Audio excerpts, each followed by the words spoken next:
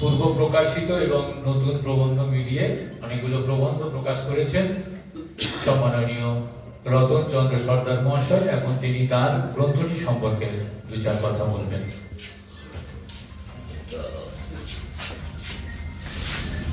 মঞ্চাসনে উপবিষ্ট মাননীয় সাহিত্যিক গবেষকবর্গ, সম্মুখে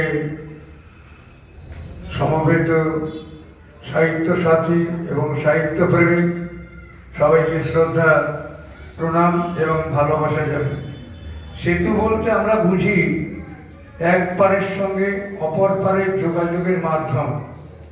এটা কিন্তু বাহ্য জগতের সেতু, কিন্তু এই যে সেতুর কথা বলা হয়েছে এটা হলো অন্তর্জগতের সেতু। অর্থাৎ অন্তর্জগতের সেতু হলো আমাদের একের সঙ্গে অন্যের ভাবের মিলন। সুদূর প্রাচীন যুগ থেকে যে সমস্ত মনীষী অবতার পুরুষ আমার দেশে এসছেন তাদের মধ্যে কয়েকজনের নাম উল্লেখ করে কিছু লেখা হয়েছে, এবং আধুনিক যুগের যে সমস্ত চরিত্র বিবেকানন্দ, নেতাজি, আচার্য প্রফুল্লচন্দ্র রায়, এদের নিয়েও কিছু লেখা হয়েছে।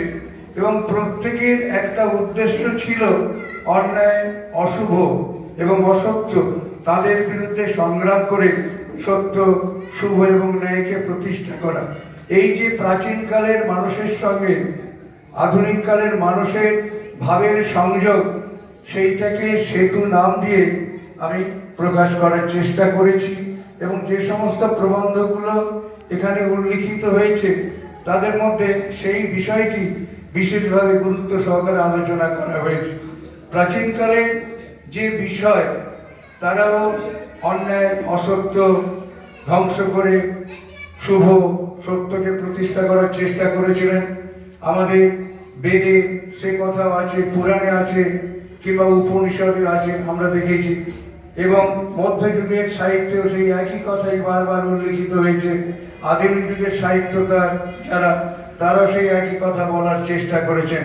এই যে যোগসূত্রটা আমরা এখনো আমাদের চরিত্রে কিংবা আমাদের বাস্তব জীবনে প্রয়োগ করে, যাতে আমরা আমাদের সমাজে সংগঠিত যে অন্যায়, অনাচার, অসত্য, অশুভ সবকিছুকে একেবারে সমূলে বিনাশ করে সত্য, ন্যায় যদি প্রতিষ্ঠা করতে পারি, তাদের আদর্শের প্রতি আমরা শ্রদ্ধাশীল থাকব এবং তাদের প্রতি যথাযোগ্য সম্মান জানিয়ে তবে আমাদের এগিয়ে চলার পথকে প্রশস্ত এবং সুন্দর করে তুলতে পারব। এই আশা আমি পোষণ করে সবার প্রতি অশ্রদ্ধা প্রণাম জানিয়ে এখানে ইতি টানি। নমস্কার।